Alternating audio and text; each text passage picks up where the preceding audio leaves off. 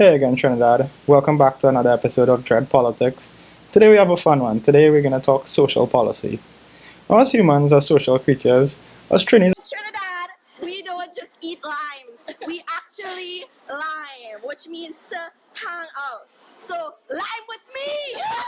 right? No? But seriously, we live together in communities, families, and we gather under similar interests like sports, arts, entertainment, etc.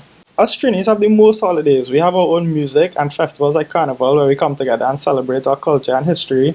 As social creatures, however, we need to enforce boundaries to curb harmful behaviors. These are usually punished by sanctions. A norm is something like how you dress for an interview or taking your shoes off in somebody's house, for example, or not matching somebody's clocks. We still wear clocks? I don't know. Anyway, for more on social norms, take a sociology class. But norms are something that don't necessarily need to be enforced by law. The ones that are enforced by criminal justice policies. But some of the more ambiguous social norms are regulated. Public decency laws, for example, are very subjective, and while we could all agree that we need restrictions on things like public urination, these laws could be taken to the extreme and they hurt people when they're used to prevent women, for example, breastfeeding in public, or to arrest men on sex charges for accidental exposure. Gay rights is another divisive issue. Many people have regressive mindsets towards gay people and would deny them human rights. It's necessary that their rights be protected like any other national. Gay marriage is a contentious topic, with many embracing it while others reject it completely. Some argue that they should have the right to a union, but they reject the term gay marriage under religious grounds. Either way, you can't argue that the state has a right to respect and uphold private contracts. Gun control is an issue that can be covered under criminal justice policy, but most people familiar with guns tend to view them as a tool, like a car or a knife or a hammer. They can be used for good or evil.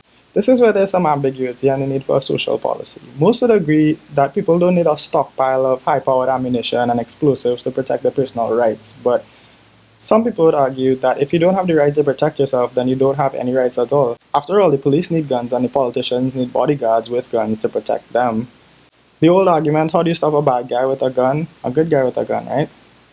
This goes back to the idea of whether rights are granted by the collective or whether you're born with the right to own a firearm. Plus, when you ban guns, you don't actually ban guns. You give the government a monopoly on legal guns. And criminals who break the law anyway are the only ones left with guns. Remember how we made weed illegal and now nobody could get weed and there's no such thing as a roll-on? Yeah, me either. Which gets me to drug control.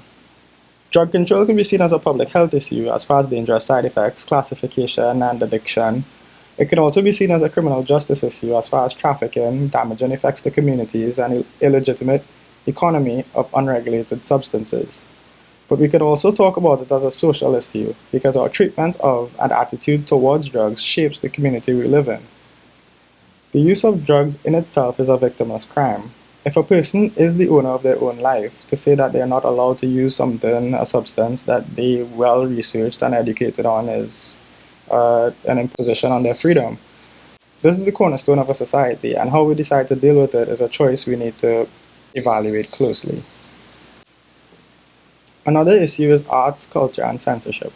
How much should the government invest in Panorama, Soca Monarch, Carnival, religious institutions, and support local artists? What about local cuisine and supporting local chefs? Should the government have a say in censoring television and radio, or should the market decide that? Which brings us to women's and minority rights. In a diverse society such as ours, we often see people being treated unfairly or being alienated for various differences, whether it be their beliefs, their skin color, cultural traditions, or sexual orientation. It's up to the government to make sure that people are given equal opportunities to succeed, in spite of their diverse backgrounds. Recently, as we see markets open up more and more, we see women and minorities more highly represented as the markets begin to utilize their skills. But some feel as though the government should do more to ensure that there's a push to even more diversity at high-level jobs. Which brings us back to restrictions on free markets, as these can only be enforced through quotas. It's not enough to provide a good education for its citizens. There must be an incentive to attract producers and innovators to a country in order to sustain growth and compete in the world economy. And emigration or brain drain are very difficult issues for any government to control. The government also needs to regulate consumer affairs because capitalism needs consistent rules. The relationship between the producer and the consumer needs a continuously evolving relationship in order to keep up with things like the internet delivery of goods and services, terms of sale, product labeling such as dangerous cigarettes, drug side effects, etc. Now for the toughest topic I think many nations and governments are dealing with today, and that's ISIS and radical Islamic terrorism. Now, two things on this. I, like most people, thought that terrorism was caused by mainly two things: poverty and ignorance. I thought that the lack of opportunity and education would lead to these people joining on these radical crusades. But the truth is that a lot of these people come from middle class families and are very well educated. The truth is, these movements are influenced by people who believe in order through submission. They believe in spreading a single and solitary ideology and way of life in order to make this world of chaos that we live in a more safe and orderly place.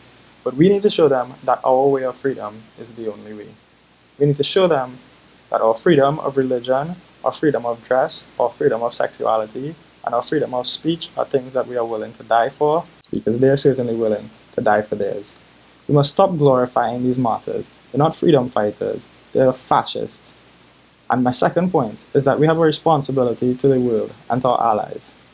I've heard plenty of citizens saying that we should deny these people their citizenship, that we shouldn't take them back. But that's not the right answer. We have a responsibility to our allies and to the world, in fact, and to our citizens to bring these people to justice. We, as members of the global economy, as participants in the global economy, as members of the UN, need to do our part in the fight against global terrorism and bring these people to justice. I hope you guys enjoyed this episode. If you did, click like, subscribe down below, and I'll see you next time. Dread Politics.